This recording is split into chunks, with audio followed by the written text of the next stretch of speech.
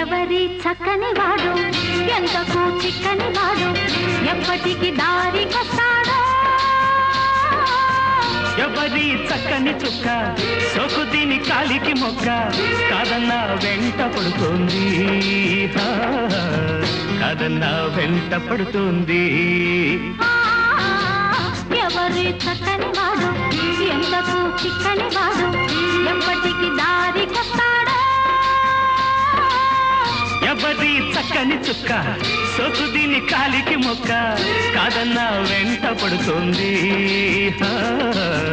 కాదన్నా వెంట పడుతుంది